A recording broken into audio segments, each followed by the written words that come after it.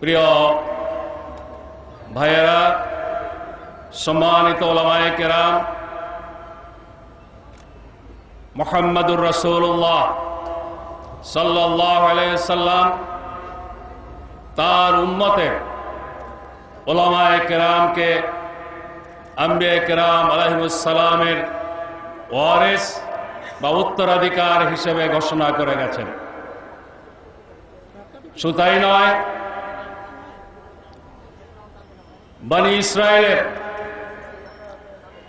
নবী রাসূলগণ যেই ভূমিকা পালন করতেন, উম্মতে মুহাম্মাদীর ওলামায়ে কেরাম কিয়ামত পর্যন্ত সেই ভূমিকা পালন করবে বলে ঘোষণা করে গেছেন।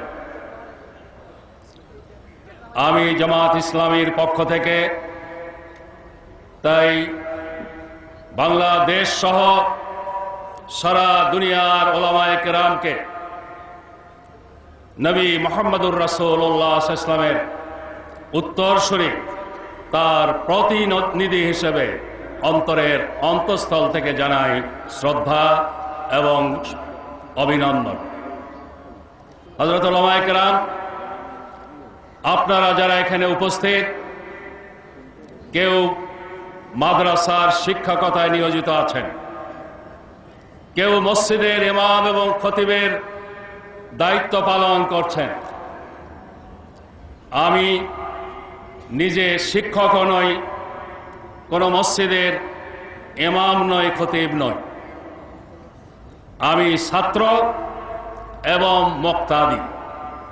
অতএব সমস্ত ওলামায়ে কেরামকে আমি আমার ওস্তাদ তুল্য মনে করে সম্মান করি, আমার শিক্ষক মনে করে পরম শ্রদ্ধা প্রদর্শন করি। সেই হিসেবে আমি একজন বিভিন্ন মসজিদের মুক্তাদি হিসেবে সমস্ত ওলামায়ে কেরামকে আমার ইমাম এবং খতিব হিসেবে পরম শ্রদ্ধা করি। হযরত ওলামায়ে কেরাম, আজকে আপনাদের এত বড় সমাবেশে দাঁড়িয়ে দুটো কথা বলার সুযোগ পাওয়ার জন্য মহান আল্লাহ রাব্বুল আলামিনের দরবারে যেমন শুকরিয়া জানাচ্ছি, তেমনি আপনারা যারা দূর দারাজ থেকে কষ্ট করে এখানে উপস্থিত হয়েছেন তাদেরকেও জানাচ্ছি আন্তরিক কৃতজ্ঞতা, অভিনন্দন এবং মোবারকবাদ। হযরত ওলামায়ে কেরাম, আজকের এই সমাবেশের মাধ্যমে, আপনাদের মাধ্যমে বাংলাদেশের সকল ওলামায়ে কেরাম, মাশায়েখে জামের প্রতিও আমি কৃতজ্ঞতা জানাতে চাই।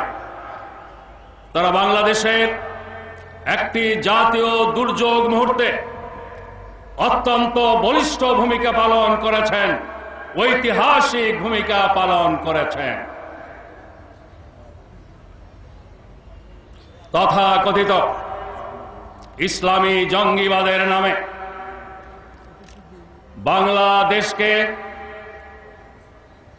ধর্মীয় উগ্রবাদী মৌলবাদীদের আখড়া প্রমাণ করে এই দেশের আলেম ওলামা এবং ইসলামের বিরুদ্ধে যে জঘন্য ষড়যন্ত্র করা হয়েছিল, তার একটি লক্ষ্য ছিল ইসলামকে কুৎসিত হিসেবে মানুষের কাছে তুলে ধরা। আলেম ওলামা এবং ইসলামী দল ও প্রতিষ্ঠানকে উগ্রবাদী জঙ্গিবাদী হিসেবে চিহ্নিত করে ধ্বংস করা, প্রয়োজনে বিদেশের হস্তক্ষেপ এর পরিস্থিতি সৃষ্টি করা।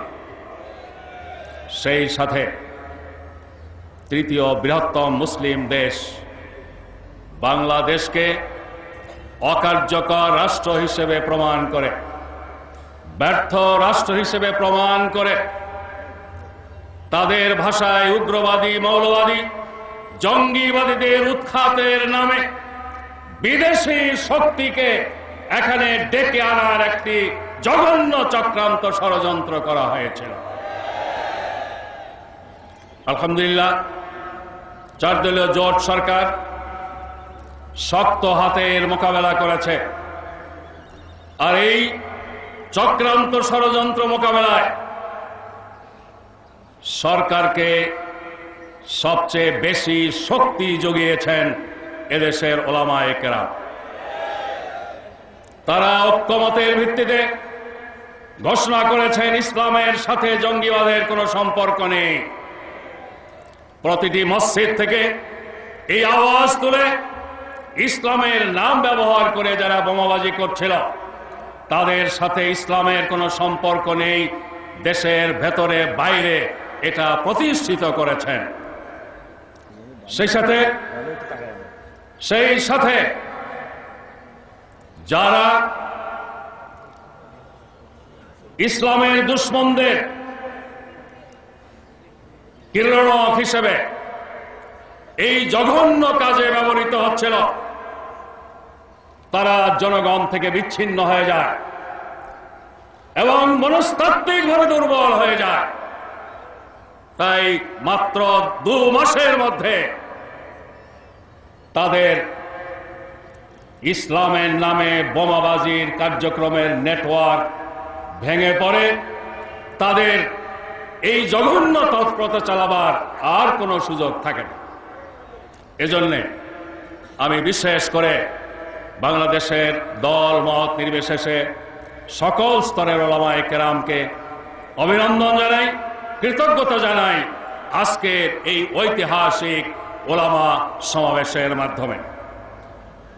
প্রিয় উলামায়ে কেরাম, আজকে যখন আমরা এই সমাবেশে উপস্থিত, এই সময়টি শুধু বাংলাদেশ নয়, দুনিয়াব্যাপী মুসলিম উম্মার জন্য একটি সংকটকাল, একটি দুঃসময় যাচ্ছে।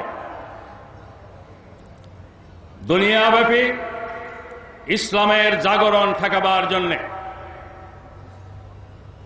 বিশ্ব জনমত বিভ্রান্ত করার লক্ষ্যে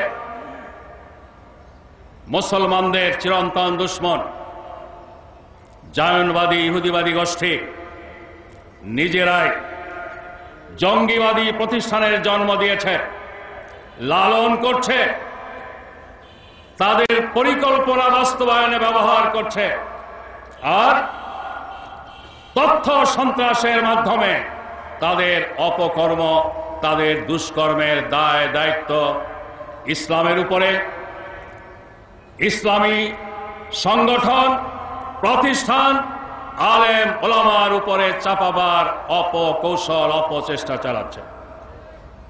প্রিয় ভাইয়েরা, হযরত উলামায়ে কেরাম তারা এই জঘন্য নীল নকশা